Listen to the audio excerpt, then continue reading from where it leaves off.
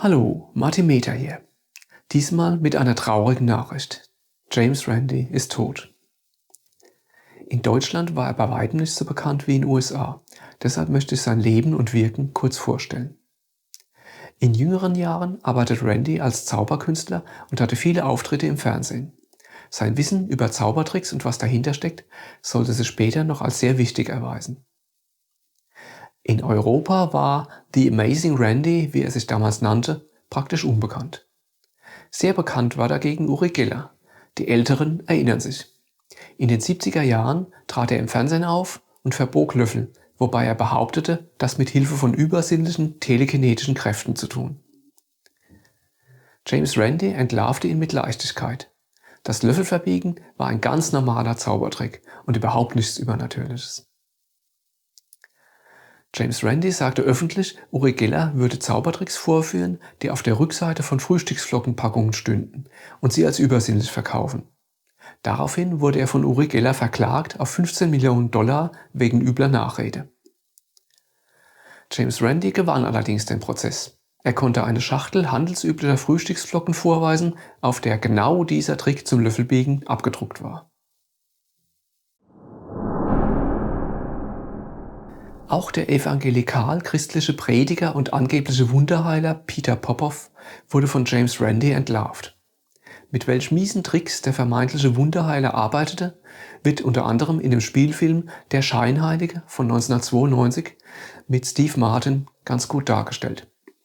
Wobei ich finde, dass der Betrüger in diesem Film noch als zu sympathisch dargestellt wird.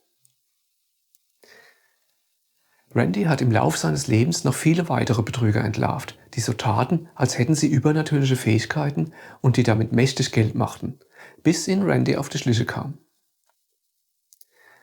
Eine weitere Errungenschaft von James Randi war seine $1-Million-Challenge, die Folgendes besagte: Jeder Mensch enthält von der James Randi Foundation $1 Million, wenn er vor deren Komitee eine beliebige übernatürliche Fähigkeit vorführen kann, und zwar in zuverlässiger, nicht zufälliger Art und Weise. Gedankenlesen, Kontakt mit den Toten, Telekinese, irgendwas Übernatürliches, egal was. Randis berühmte $1-Million-Challenge bestand von 1964 bis 2015, wobei anfangs das Preisgeld zwar noch deutlich unter einer Million lag, aber egal.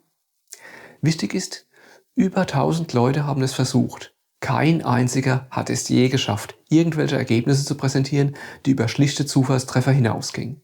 Ein halbes Jahrhundert lang. Niemand. Das Preisgeld musste nie ausgezahlt werden. Damit hatte James Randi de facto gezeigt, dass es keine übernatürlichen Fähigkeiten gibt. Außer in der Fantasie der Menschen. Ein weiterer Fall war die Firma Sniffex. Diese Firma verkaufte Wünschelruten, mit denen man angeblich Sprengstoff finden konnte. James Randi bezweifelte öffentlich die Wirksamkeit dieser Bombensucher-Wünschelruten und bot der Firma an, mit ihrem Produkt an seiner $1-Million-Challenge teilzunehmen. Daraufhin wurde er im Jahr 2007 von dieser Firma verklagt. Die Firma verlor den Prozess und wurde später wegen Betrugs gerichtlich verurteilt. In korrekt durchgeführten unabhängigen Tests hatten sich die Wünschelruten als komplett wirkungslos erwiesen. Legendär war auch sein Projekt Alpha.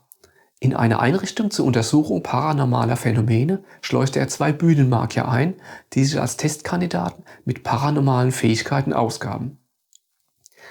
Mit Hilfe von Zaubertricks und einfachen Schummeleien überzeugten sie die Experten für Parapsychologie davon, dass sie übersinnliche Fähigkeiten hätten. In einem Fall ging es darum, das Gewicht verschiedener Löffel auf paranormale Weise zu beeinflussen. Dazu wurden die Löffel vorher und hinterher mit einer Präzisionswaage gewogen. Um ein Vertauschen zu verhindern, waren die Löffel markiert mit kleinen Pappschildern, die einfach nur mit Bindfaden an die Löffel geknotet waren. Die vermeintlich paranormal begabten Teilnehmer konnten die Markierungsschilder der Löffel heimlich vertauschen, sodass es hinterher so aussah, als hätte jeder Löffel auf wundersame Weise sein Gewicht verändert. Das schwache Studiendesign und die viel zu laschen Vorkehrungen gegen Manipulation brachten die naiven Parapsychologen dazu, an übersinnliche Fähigkeiten zu glauben. Schließlich outete James Randi die ganze Sache und entlarvte damit die Leichtgläubigkeit und die unterirdisch schlechten Testmethoden der sogenannten Experten für Parapsychologie. Für seine aufklärende Arbeit hat er viele Preise erhalten, unter anderem den Lifetime Achievement Award der American Humanist Association und den Richard Dawkins Award. Bis ins hohe Alter hielt James Randi Vorträge, um die Menschen aufzuklären über Homöopathie, Wunderheiler und Wahrsager. In 2010, im Alter von 82 Jahren, hat er zum Beispiel einen wunderbar lebhaften, witzigen und aufklärenden TED-Vortrag gehalten, den ihr euch über diesen Link hier ansehen könnt.